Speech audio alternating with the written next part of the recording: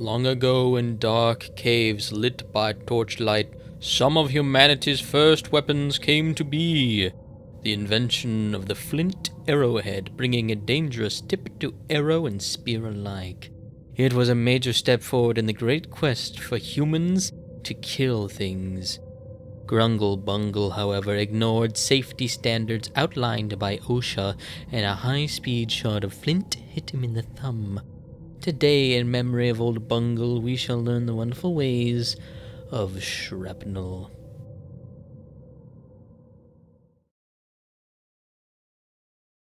The name shrapnel comes from the man, Henry Shrapnel. He invented a cannon shell that explodes in the air and is full of metal balls. These balls are called... Specifically, his cannon shell was called spherical case shot. If you mention shrapnel on the internet, say from shell fragments, wood splinters, inevitably you will get a comment telling you that shrapnel, in fact, describes metal balls from artillery shells and not anything else, referring to Henry Shrapnel's invention. Unfortunately for them, here at the Lynx Ramble Zone, I do acknowledge that my usage of shrapnel to describe this type of stuff is technically incorrect, and I do not care, and will continue to use the word shrapnel because I'm lazy. This goes for fragments, splinters, spall, whatever. You know what I mean. The word has come to describe any fragments that come from an impact or explosion, and that is the true meaning of it in my eyes. Let's go on a little adventure. Fast forward an amount of years from Old Bungle to the age of muskets and cannons. You, my friend, are a part of the lowly infantry. This is an age before aiming. Men line up to fire not exactly as an individual rifleman, but to shoot one pellet of their formation's metaphorical shotgun blast. Each volley fired at you is a near randomized hailstorm of confused lead ball bearings, weeding out whoever was the unluckiest that moment. That is why armies at the time stood in huge lines facing each other, not because they were stupid, not because they hadn't come up with hiding behind rocks yet, but because otherwise hitting anything would be very, very difficult. A shotgun with only one pellet in it isn't going to create a very large probability to hit. Cannonballs and grape shot also around this time teared through lines of men in randomized fashion, throwing bodies and body parts in various directions at high speeds. This is shrapnel in essence, but it's technically not shrapnel. This here triggers the tism in my brain, and I think it's important for that reason. And we will get to the tism later. That is why you're strapped to the chair. Anyways, this age also brings the birth of true shrapnel instead of just the metal flying around everywhere that was inherent to the combat of the time. That was on sailing ships. Large or small, wooden contraptions that float and fire at each other with big old cannons. You know what warships are. You're smart. I know you. You're smart. As crew of one of these mighty vessels, that's the word I'm looking for, you were unfortunate enough to witness shrapnel properly, from wood. Let me explain. So, the hull of a ship is made of big, thick wooden planks, often a foot or more in thickness, all held together by rivets or nails, or other stuff. On one side is water or air.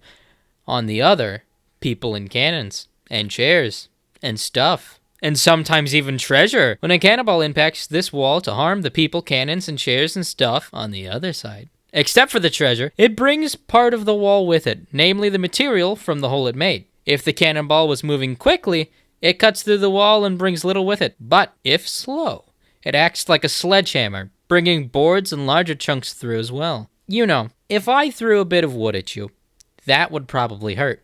Big ow. If I threw wood at you at cannonball speed, very big ow.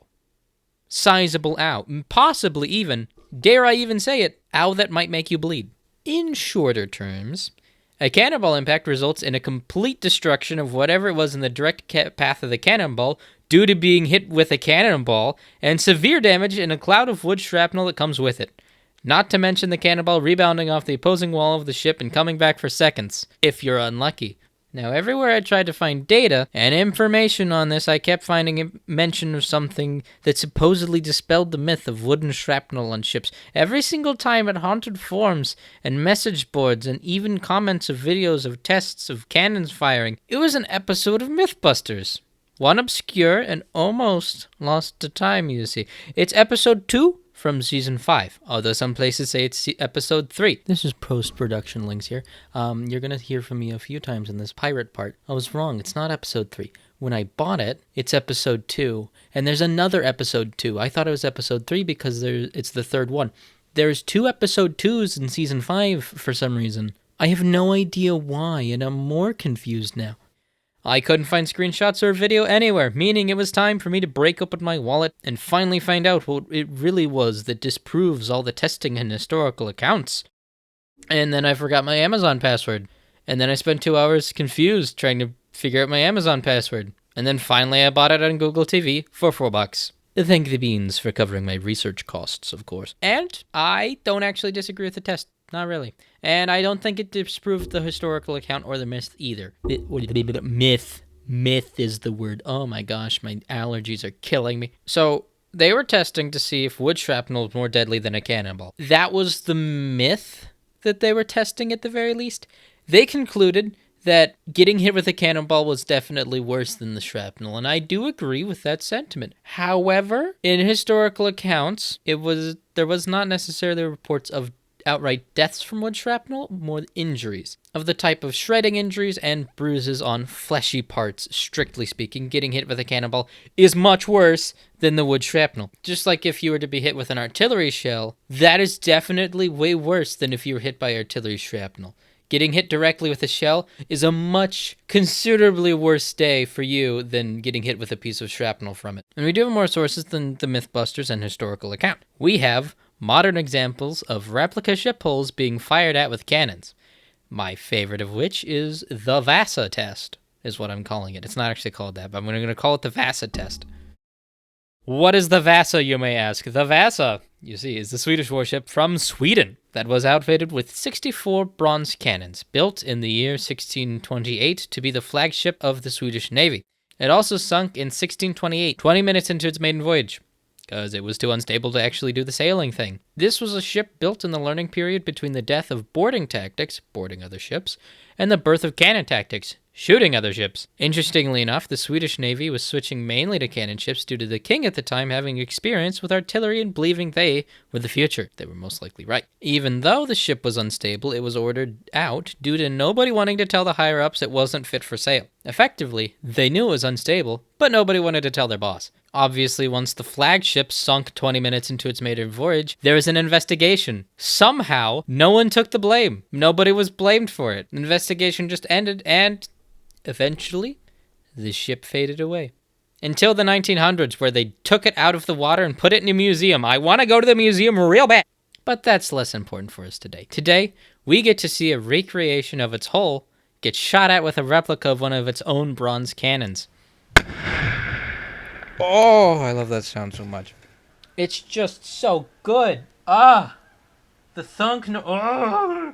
As you can see, the impact results in a small cloud of wood going at cannonball speed and a lower velocity cloud of similar size afterwards. What I personally would infer from this test is the near miss of the cannonball would likely result in multiple injuries from all of that wood and board. Bruises, at the very least. Post-production links here again. I just got back from getting my blood drawn, so my voice is going to be a bit mellow for a minute.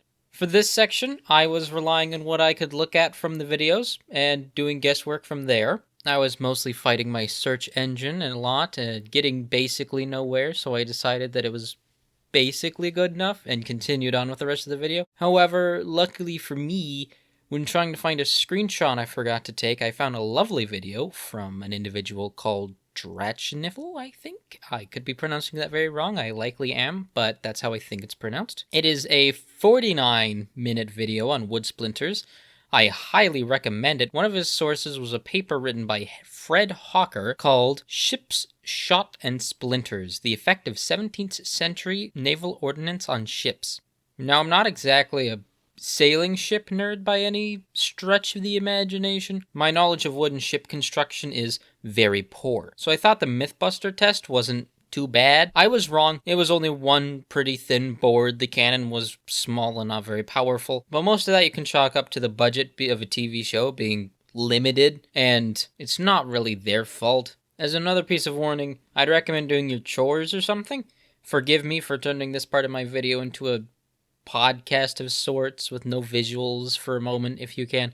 Now, with this paper, there's a lot of good information in here for us, but we are interested in the effects section of the paper. To set the basis of how much power these rounds have, just for reference, that being 24-pounder rounds, as described in the paper, and I quote, The first round, round 37, on a full charge, passed through the planking and ceiling, traveled another 500 meters before striking the perimeter road of the range, flew another 200 meters through the forest, limbing trees as it went, before scoring a direct hit on a 40-centimeter pine tree, which it cut in half before carrying into the bog behind. The tree in question being this tree here. Big ouch. From that amount of power, two things decide the characteristics of the created shrapnel: impact and speed, and impact location. As a reminder, they do not change what size of the cannonballs are, so we don't have data on bigger or smaller rounds. The thin hole shot with a full power round is 37, the same shot that I showed earlier in this video, and the same one that escaped the test center into the bog. This round created splinters 7 grams in weight at 318 meters per second. For reference, just for my brain being an American, that is over 700 miles per hour. According to their tests, that will penetrate clothing out to around 7 meters and exposed flesh out to 13 meters away, further than the distance to the other side of the ship. Most would have to hit the sharp end first to penetrate, although still penetrating pretty shallowly. Otherwise, they would basically just cause a bunch of bruises. That alone is, I would say, significant hazard. Worse than I was thinking, but not by that much. However, round 45 is the most important thing here. It hit at a slower speed and passed through a knee, creating splinters at a speed of 180 meters per second, or 400 miles per hour. So, slower, but not slow in my liking if I was anywhere near it. At this speed, a 7-gram splinter will only penetrate out to about 2 meters. Unfortunate for the crew, or me if I was standing in front of it. Let's bring up figure 8 here. This impact makes much bigger splinters, heavy and about a meter long. I shouldn't necessarily have to tell you a meter-long chunk of wood going at 400 miles per hour is going to seriously harm people or just outright kill them, but because it's fun for a better illustration, this is what that impact looks like. I found this in a actually really good presentation, and I'll also like to link below, but in the presentation they note that this impact here, they note that the impact between this impact here and this impact is 20 millimeters. I never really considered how large and devastating parts of the hull could really be, to be honest, that chunks could necessarily be that large. For a very fun visual that I found, I sped up both impacts to around real time. I couldn't find a non-slow-mo footage, and I did not know the speed of the slow-mo, so I did some guesswork. And that is very devastating to look at that speed, especially the big hunk of wood one, because when it's slow, it's hard to understand, but I'm going to play this for you about 3 times. That is not something that I would be able to stand behind and live afterwards. Personally, just being me, not being a very strong person at the very least, I would die. I know that for certain. I would be dead. Something that I thought was cool, I didn't expect from finding in this paper, is the method that makes the splinters. They found that a cannonball sent a shockwave through the wood that expands and breaks the timber in front of the ball. That's why you find so many splinters in front of the ball when it exits. Interestingly, this kind of thing does explain the Mythbusters testing. It was simulating a much thinner hole, like you would see in a much smaller ship, and the shrapnel was largely harmless. Whereas with a thicker hull, you get entire boards thrown at you. They note that smaller vessels could take less damage in combat when hit, with damage being basically dependent on where you hit the ship. Casualties would be randomized based on where you hit at that extent. All that does make perfect sense. The ball has a huge amount of punch behind it, to the point it likely would blow through basically the thickest of hull segments. So if it never hit a nice thick hull segment, it would never do big bits of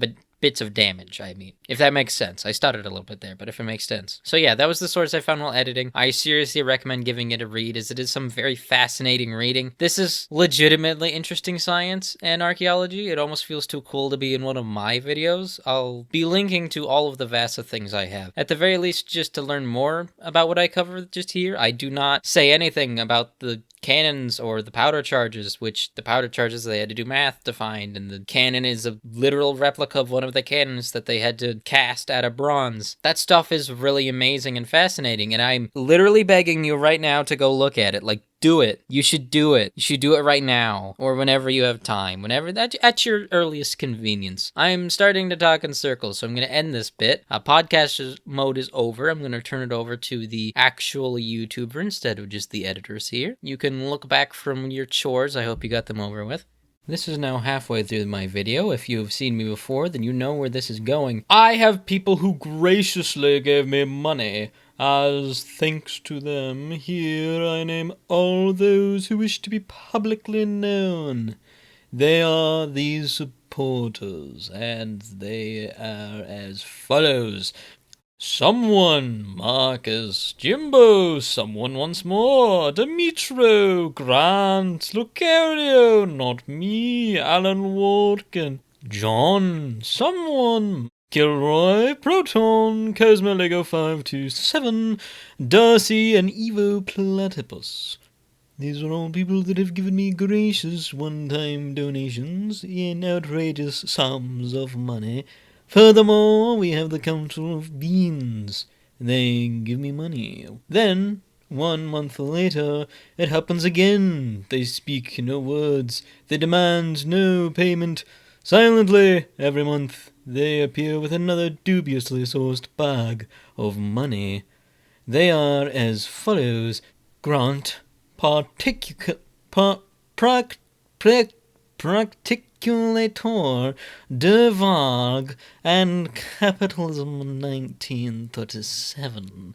Today we thank all of those who finance my bad decisions, such as the next section of this video.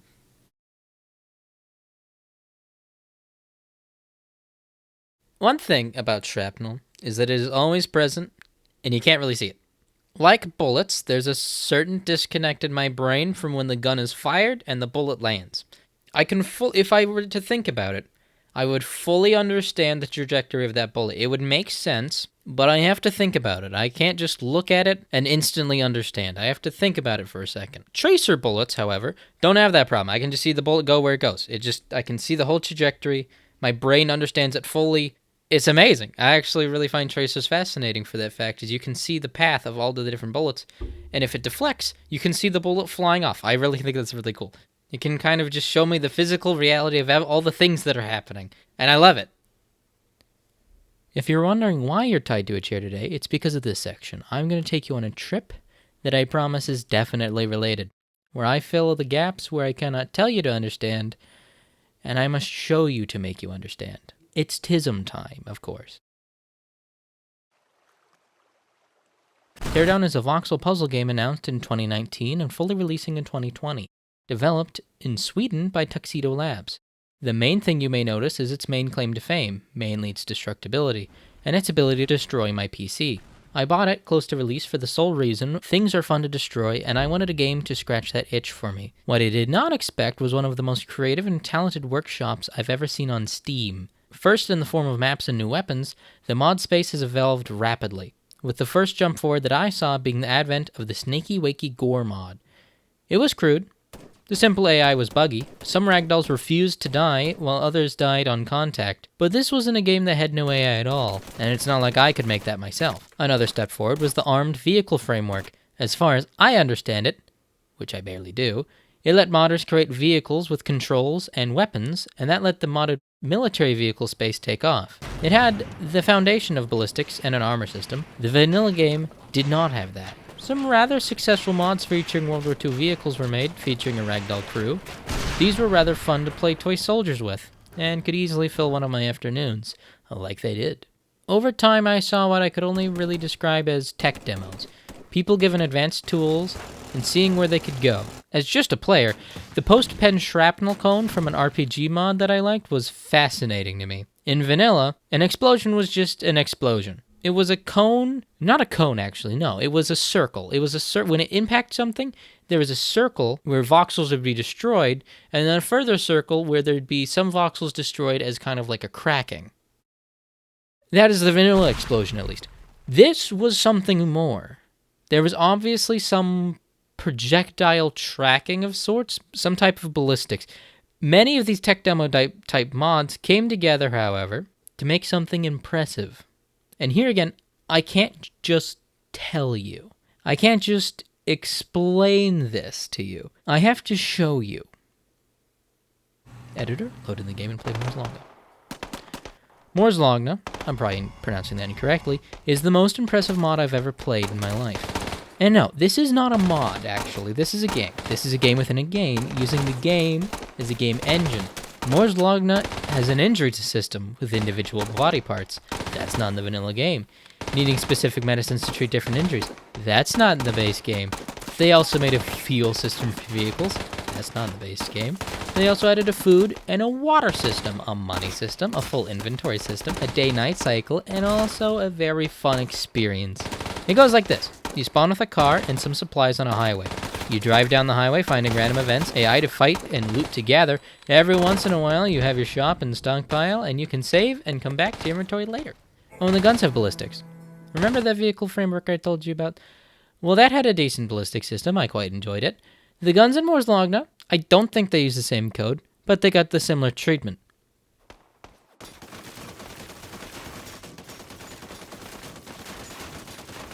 That is not exactly how vanilla guns behave. In vanilla, bullets hit, and voxels in a certain connected radius get destroyed. Similar to explosions, but the thing has to be connected to something. These bullets, however, they act like bullets. The Moore's Logna team has some incredible people behind it. Some of the most famous people in teardown modding. It even has its own soundtrack. Mod for funny voxel game. This is some good stuff.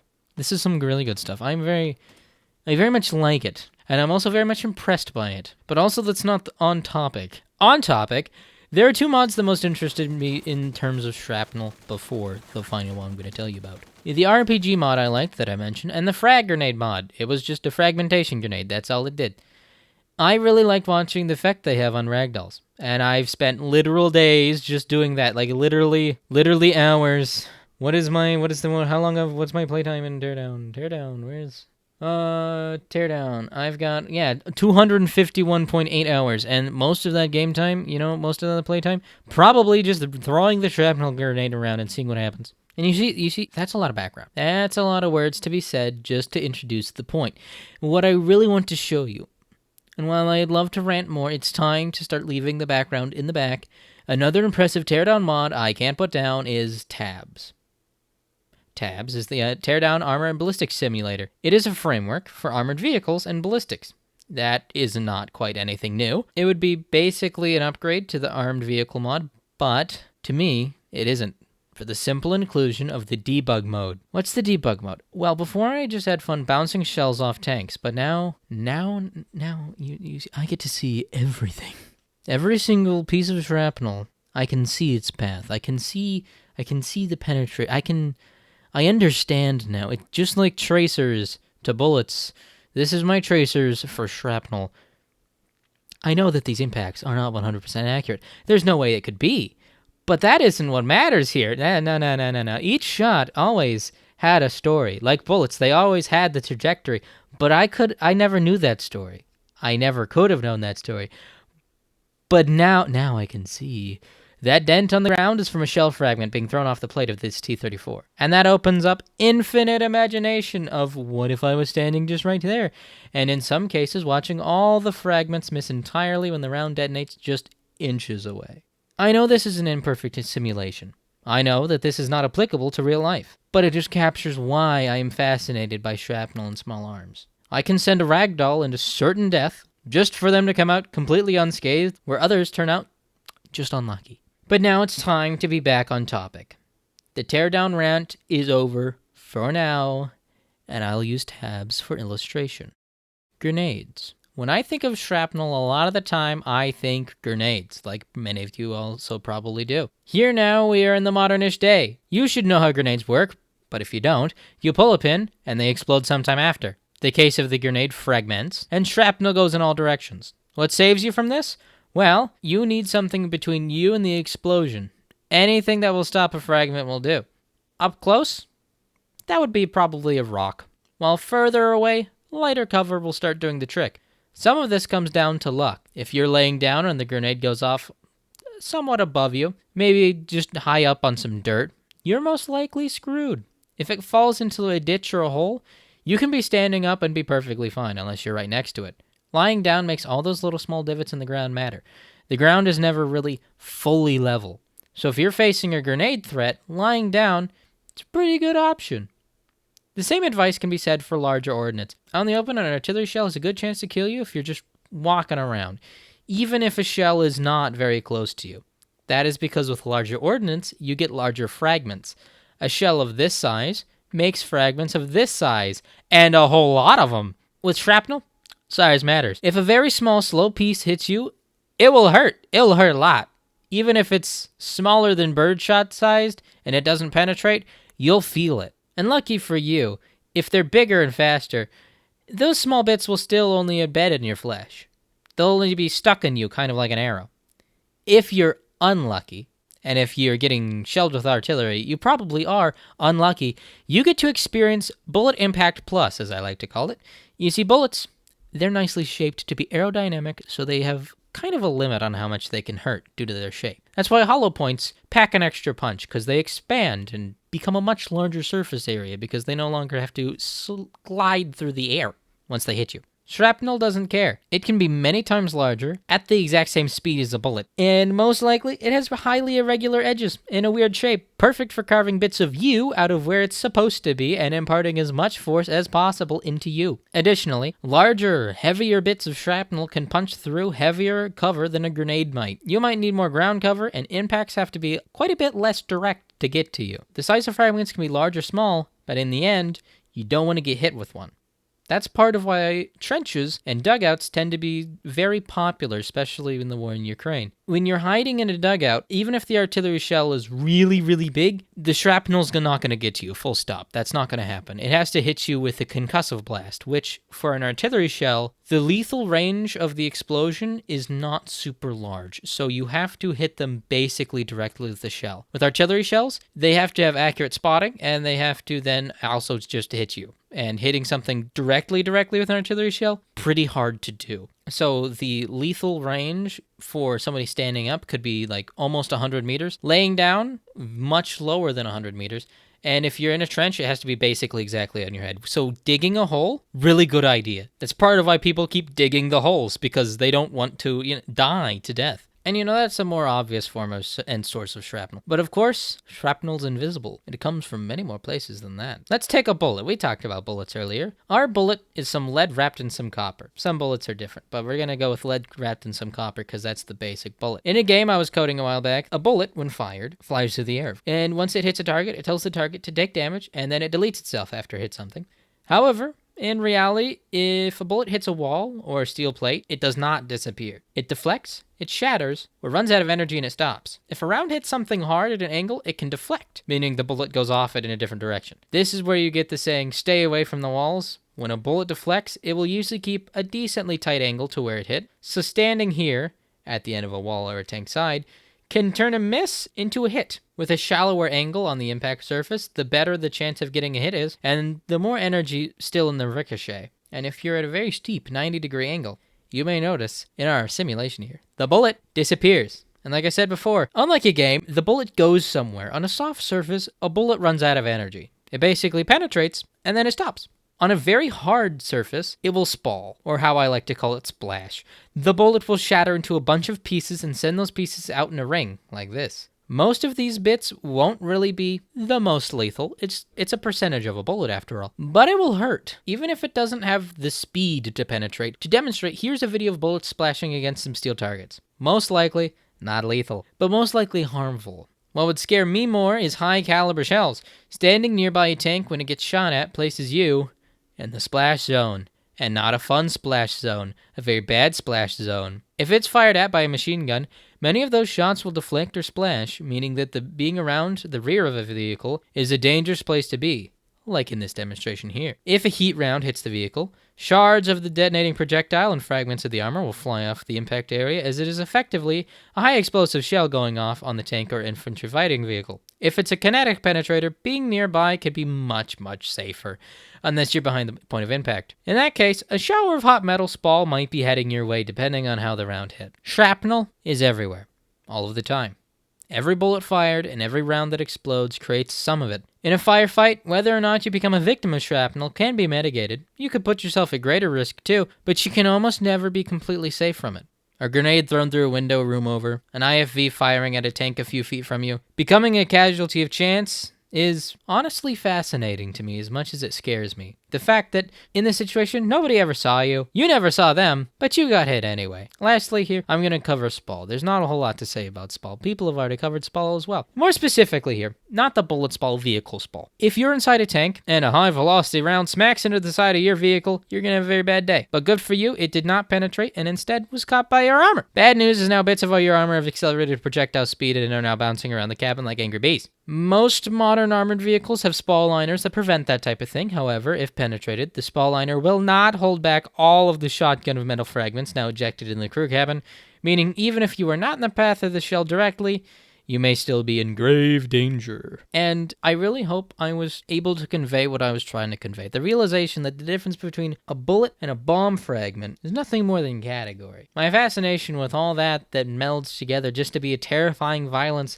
of high-velocity metal, the obsession with the horrifying fact that war and combat is not clean and instead has an invisible random complexity that is both fully explainable and observable in a clean setting, but also inherently inexplicable. That where you were standing at the moment is the difference between your heart racing because of the explosion right next to you, or a portion of a 155mm shell deciding your bicep should be blended today. And I think I will forever be in awe of the art of its random chances. Don't call the police. I'm going to take the ropes off, and you're not going to call the cops. Gotcha? Good. Okay.